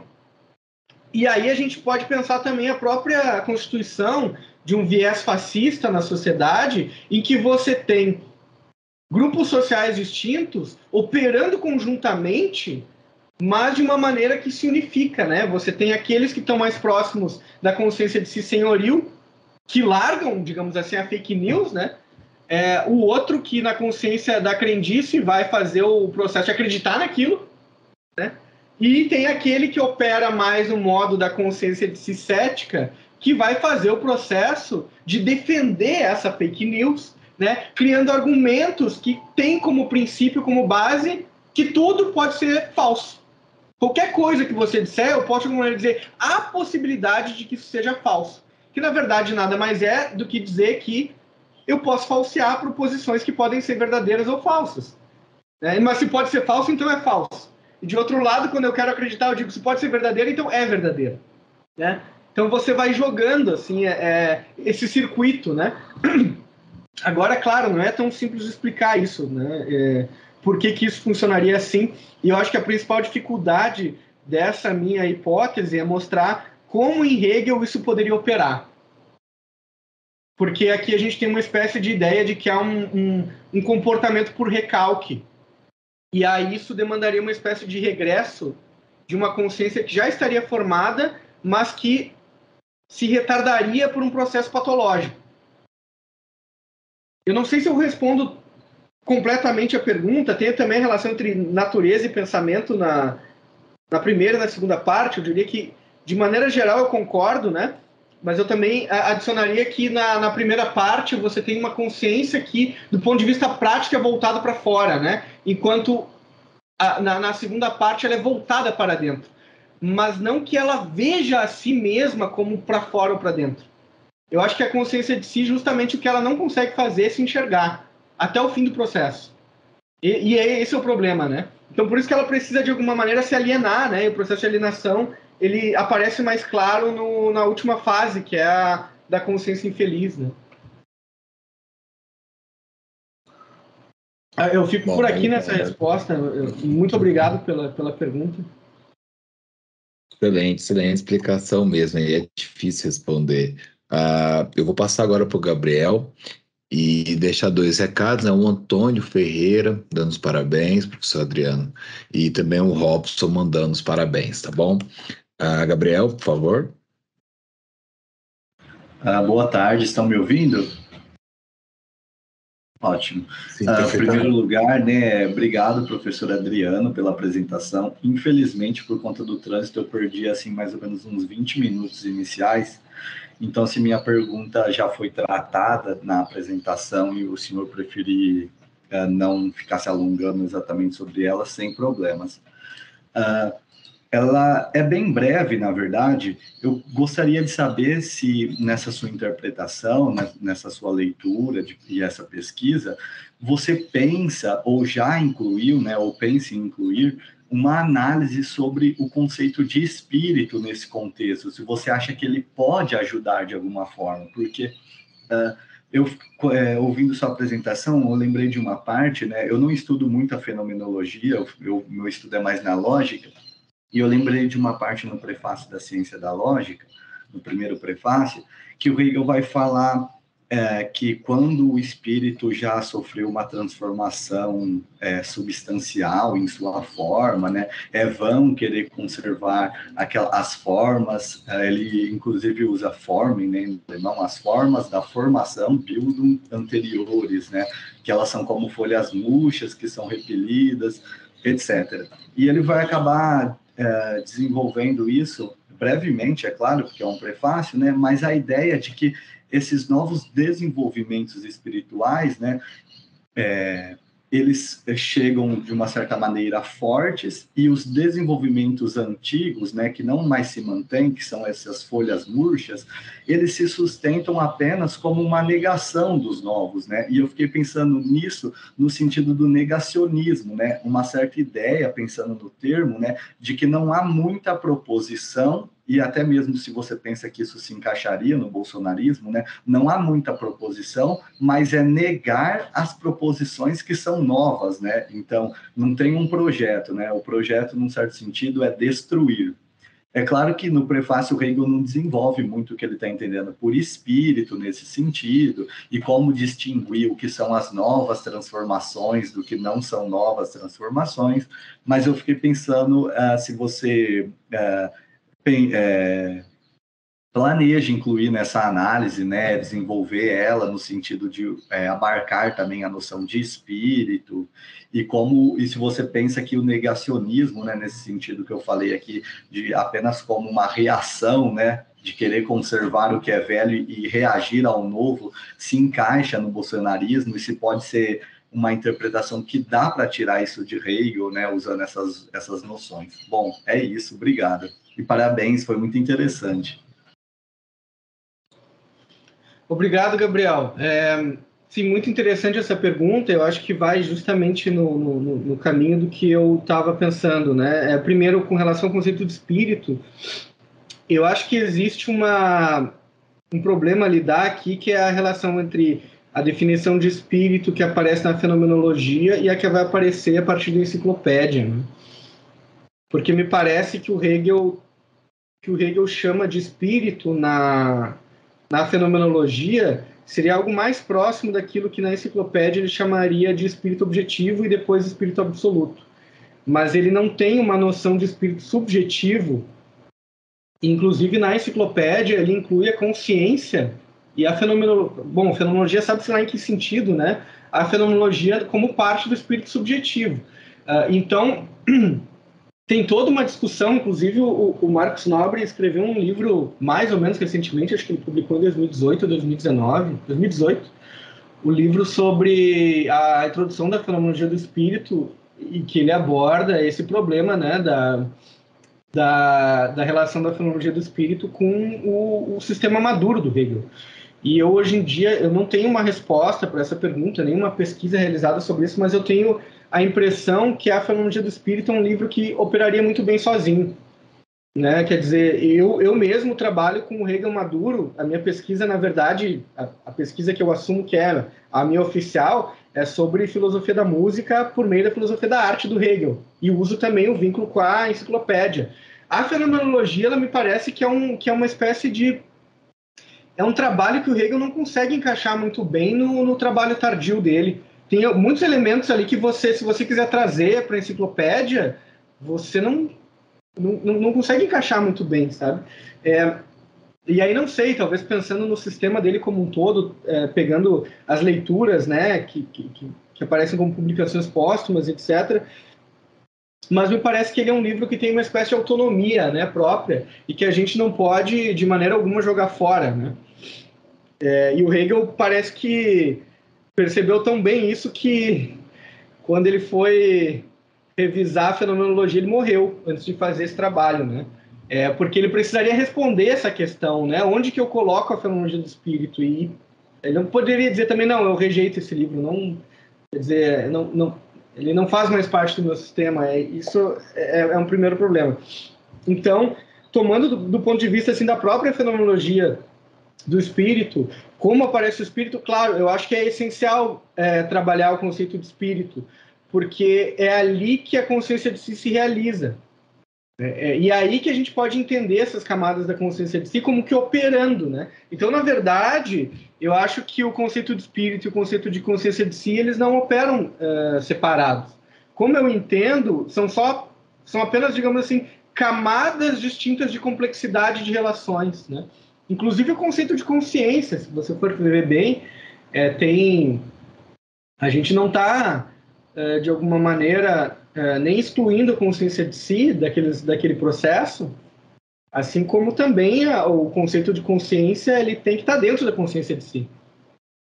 Não é algo que a gente simplesmente cancela, né, e fica. E acho que são operações que funcionam bem em conjunto, né? Quer dizer, o conceito do isso, né, da coisa, o conceito da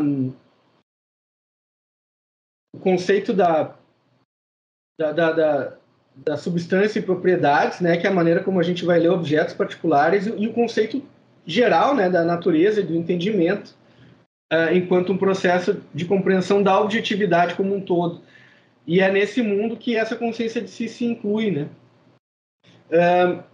Mas então, e aí então, com relação a esses processos anteriores, como que negando o processo atual, digamos, né? É justamente assim que eu estou lendo a consciência de si e esse processo cultural, né? Quer dizer, como um processo retrógrado, reacionário e patológico, eu estou chamando aqui.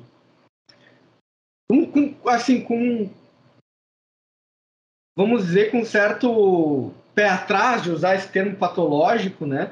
Mas me parece, lendo mais diretamente o processo, que eu entendo, né, esse processo do bolsonarismo como um tipo neofascista, né? Eles têm esse viés da pura destruição, né? E de uma espécie de regresso psíquico que chega ao ponto que a gente olhe para essas pessoas e diga, não, essas pessoas estão loucas, só pode, né? E a gente vê em vários tipos de loucura operando junto, né? Mas elas parece que estão muito bem, assim, né? Satisfeitas. Agora é o que aconteceria se essas pessoas pudessem realizar o que elas buscam. Porque, de um lado, óbvio que elas não têm clareza no que elas buscam, mas eu acho que não dá para dizer que o fascismo não tem um projeto. Esse projeto ele não é explícito, porque ele não pode ser explícito.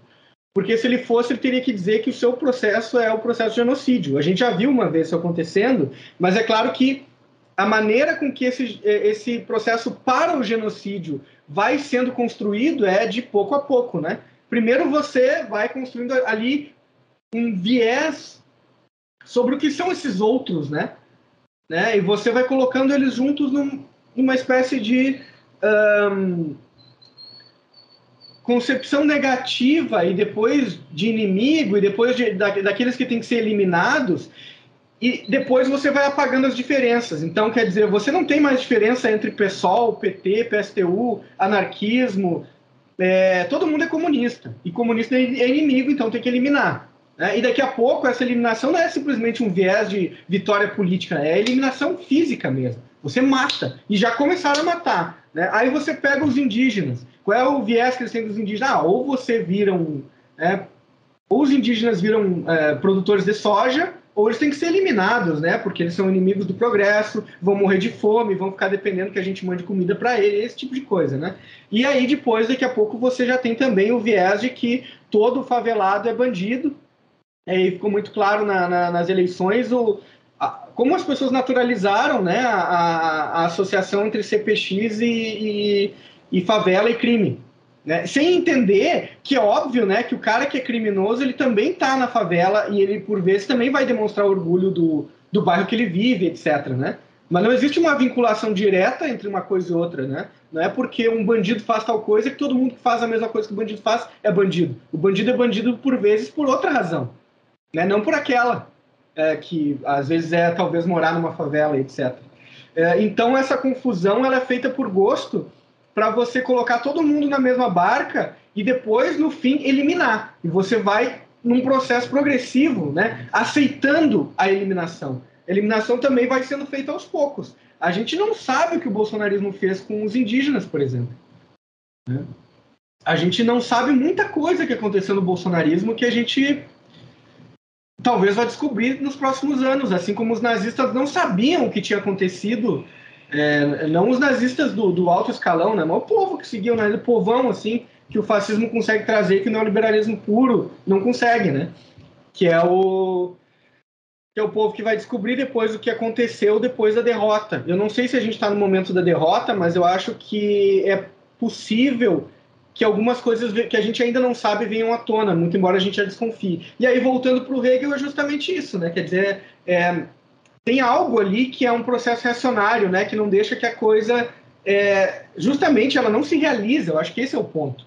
Eu acho que a crise, do ponto de vista dialético, ela geralmente aponta para um processo de transformação. Por isso que o dialético, por vezes, pode ser otimista diante da crise. Né? Nem toda crise é uma transformação... e nem toda crise é uma transformação positiva. Mas toda transformação positiva traz uma crise. Eu acho que esse é um viés, assim, digamos, hegeliano, também poderia ser marxista em outro aspecto, né? Que vê esse processo de transformação social, histórica, etc., trazendo também esses momentos de crise. Agora, o que seria o fascismo? Essa espécie de reação a essa transformação, porque está muito apegado a algo que não quer perder. E eu acho que, do ponto de vista psíquico, o que o sujeito tem medo é da dissolução do seu ego. Né? É dizer assim, onde estou eu nesse mundo? Quem sou eu, etc. Talvez seja algo desse tipo, né? E aí, de novo, a vinculação entre a estrutura psíquica e a estrutura social como duas coisas que, para Hegel, complementam uma outra, né? A sociedade, ela só chega... Quer dizer, o espírito só é absoluto quando ele interpreta a si mesmo socialmente. Senão você fica só no espírito objetivo.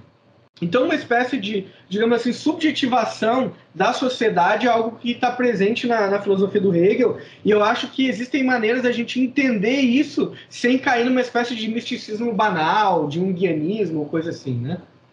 Me desculpe os junguianos, até estou criticando sem conhecer muito bem, mas eu só queria dizer que eu acho que Hegel é outra coisa.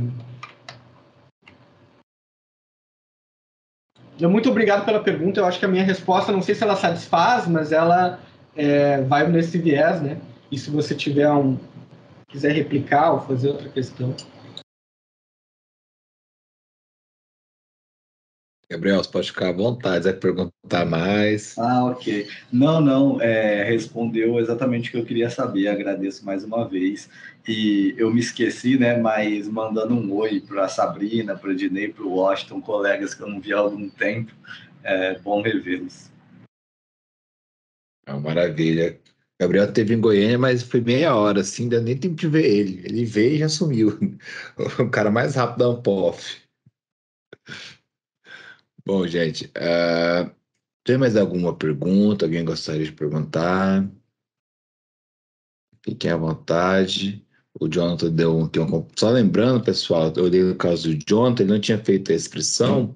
Eu já coloquei para depois gerar o certificado, tá bom? Em breve estaremos gerando os certificados finalmente. Washington?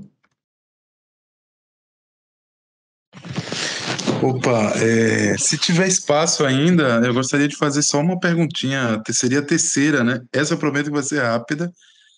Eu sei, eu vou tentar ligar a câmera aqui, que é sobre essa questão do fideísmo, tá? É,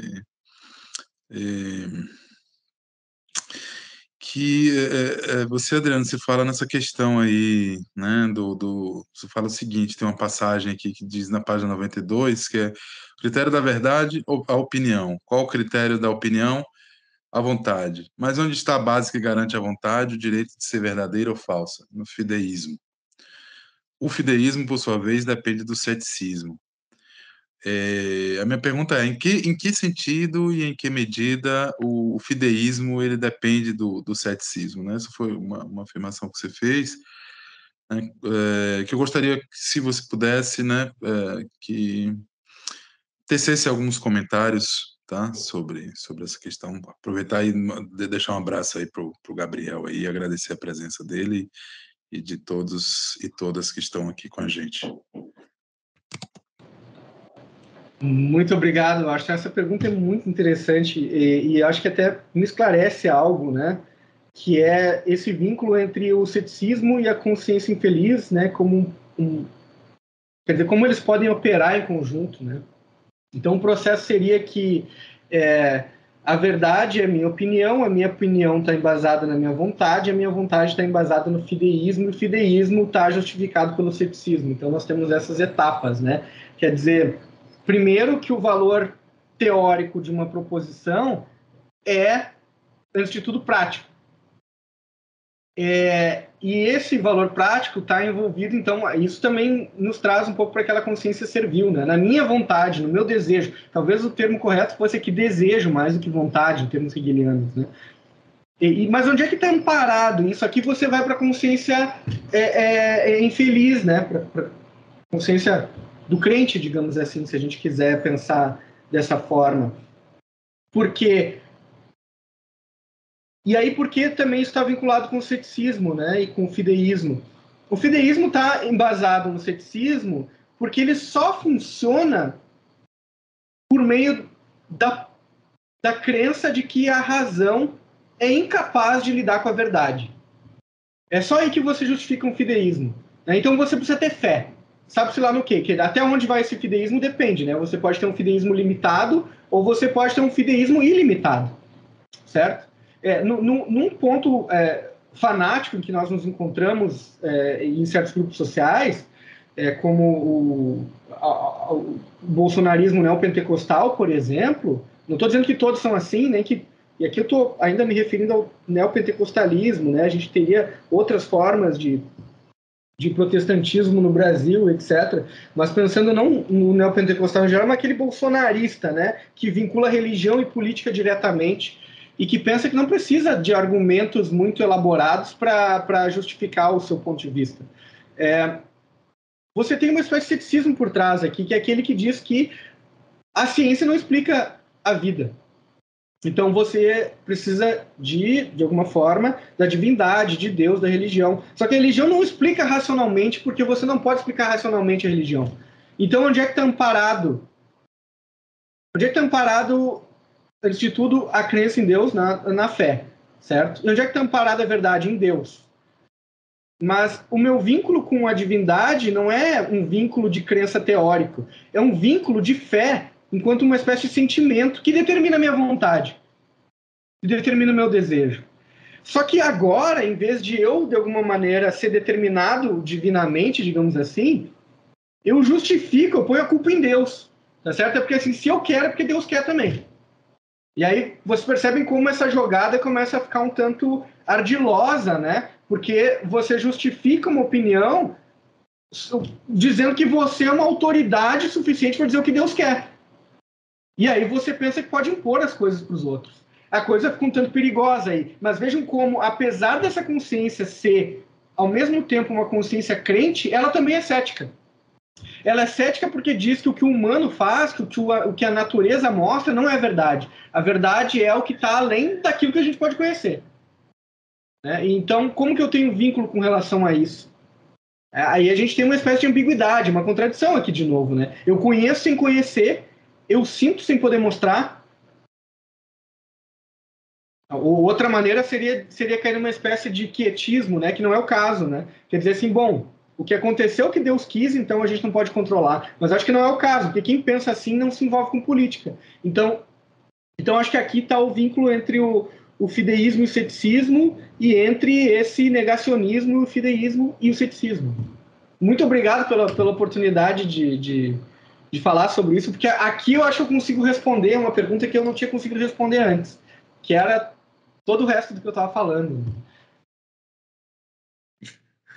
Muito bom, professor Adriano. Gabriel, você ia fazer mais uma pergunta, querido? Não, eu levantei sem querer a mão. Não, tranquilo, tamo junto. Bom, o Washington está respondido?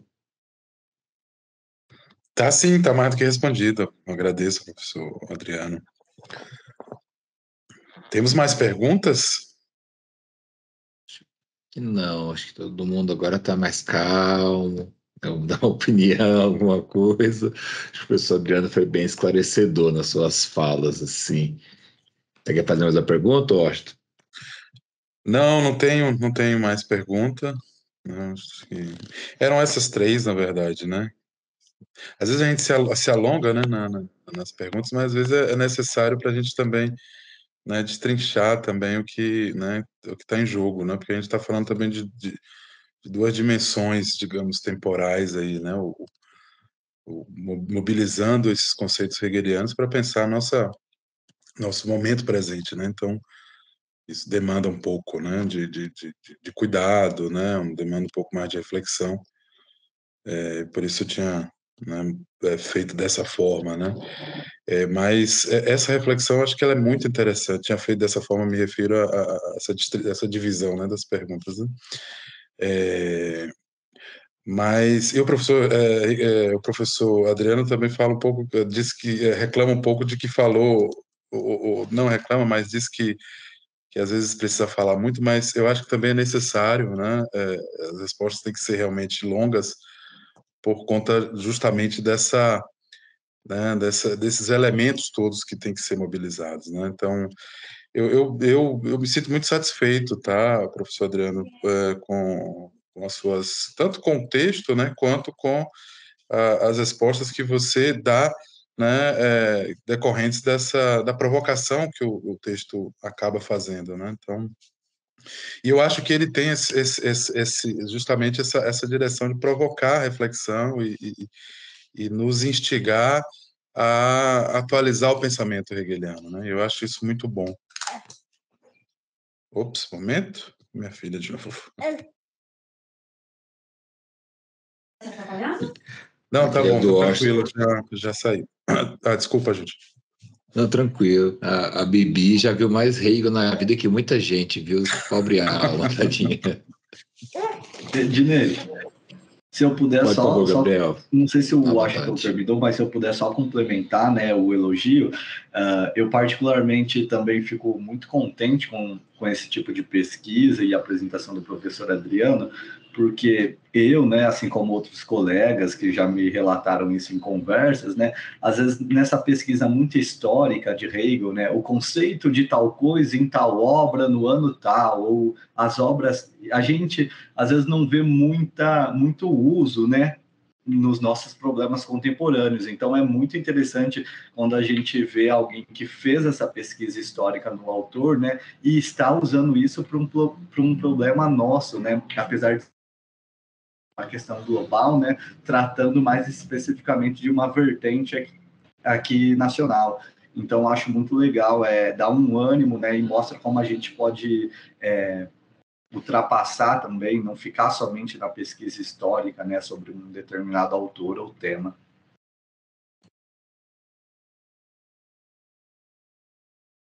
Bem, obrigado, pessoal. Obrigado, Gabriel. Obrigado, Washington, também pela discussão, pelas perguntas, né, e pelo apoio.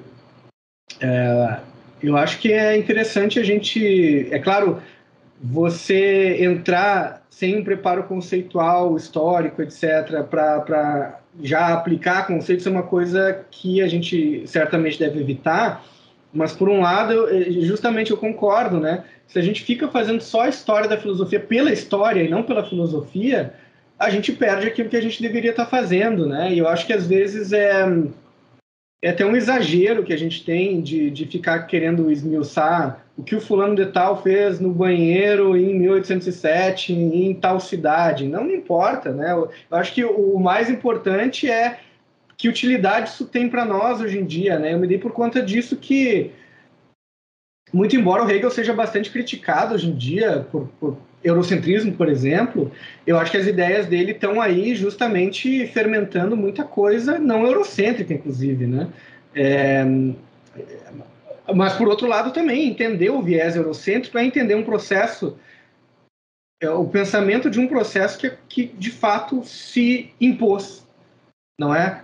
Quer dizer, a gente está nesse espectro europeu de pensamento porque a gente é fruto de um modo de concepção de sociedade que veio de lá, que tem outros elementos que foram apagados e que a gente tem que resgatar também, mas a gente não pode, de alguma forma, simplesmente fingir que a gente né? Ser brasileiro é uma coisa pura, assim, digamos, né? E só recriticar o Hegel, não, o Hegel é um universalista eurocêntrico e a gente tem que jogar isso no lixo, como eu já vi algumas críticas assim que me parece que se defendem por meio de uma falácia prática, eu diria, né, que vão dizer assim, não, se você é contra a crítica ao eurocentrismo, ao racismo, e se você é a favor de Hegel, então você é racista e eurocêntrico, etc. E aí você meio que bloqueia a possibilidade de um diálogo racional, né?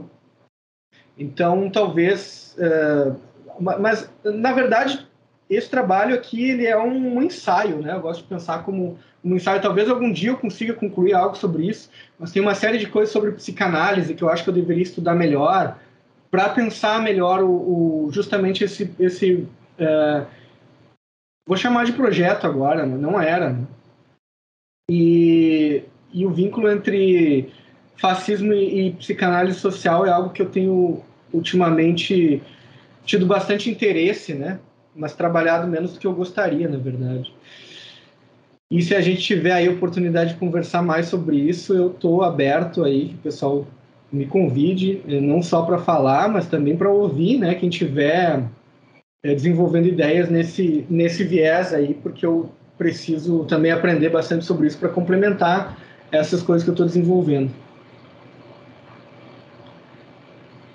Excelente, professor. Acho que todo mundo está muito satisfeito, né? Foi uma discussão muito, muito boa.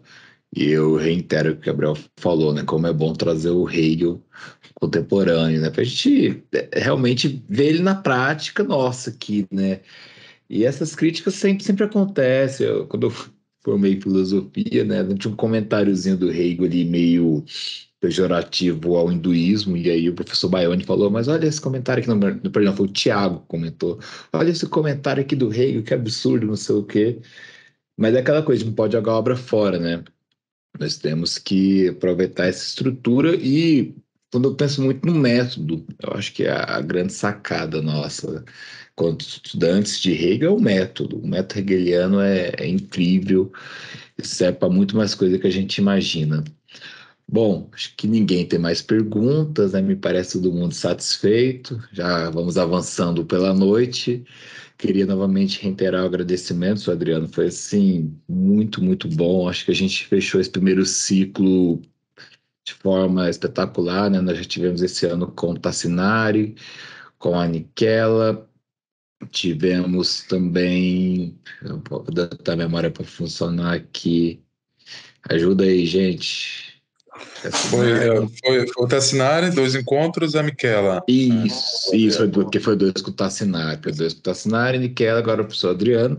Ano que vem a gente volta, tá bom? A gente vai fazer um calendário aí para o primeiro semestre bem interessante. Já estamos entrando em contato com as pessoas e espero que todo mundo aí tenha um excelente final de ano.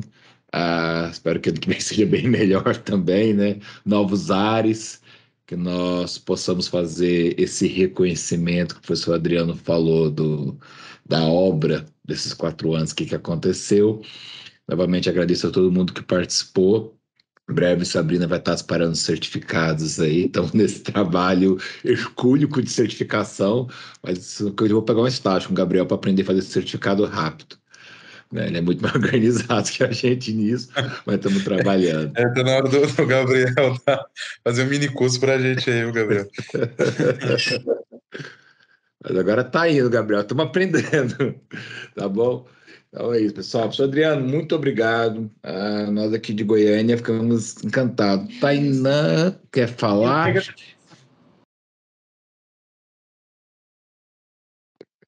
Tá sem áudio para nós, tá mudo. Tá errado esse negócio sem áudio. É o Tim, esse negócio era que ele dá uns probleminhas aí, que você escreveu, a gente lê, desculpa. Sabrina, por favor. Não, sem alongar muito, né? Eu só queria realmente agradecer ao professor Adriano. Realmente o texto é muito interessante, essa oportunidade de debater e esclarecer, né? Algumas coisas que às vezes no texto a gente fica meio em dúvida, e poder conversar também, realmente muito, muito bom. E agradecer por você ter aceitado, né? E parabenizar, porque é muito interessante mesmo. Então, obrigada. Bom, eu que agradeço vocês por organizar esse seminário, acho que é uma brilhante iniciativa e eu quero dizer que eu estou satisfeito também, muito feliz em poder discutir aqui com vocês e, eventualmente, acho que eu também quero participar de outros eventos também, ouvindo os convidados que vocês tiverem no futuro aí, porque eu acho que esse clima aqui que a gente tem de discussão foi muito interessante, né? Então, muito obrigado. Eu fico muito satisfeito em poder mostrar meu trabalho, que é um trabalho em andamento ainda, né? E poder fazer isso assim com uma discussão bem aberta, né? Muito obrigado. Não, maravilha. Só deixar também registrado aí meu agradecimento. Muito obrigado mais uma vez aí, professor Adriano, por ter aceitado o convite e por ter abrilhantado aí, né, nosso ciclo de diálogos hegelianos. Espero aí que a gente se veja mais vezes, que a gente possa conversar mais vezes também, tá? Muito obrigado mesmo e estamos sempre por cá, tá bom? E agradecer também aí, né, todos que... Eu tô sem óculos agora, o Bibi levou agora meus óculos. É sempre muito difícil fazer as coisas por casa, né, mas é o que nós temos e isso facilita também por outro lado, né? Então, agradecer aí os participantes, né, o Tainan, o Pedro Nunes, Monique, Jonathan, o Gabriel, que está sempre aqui com a gente desde o início, né? Nosso muito obrigado aí, tá?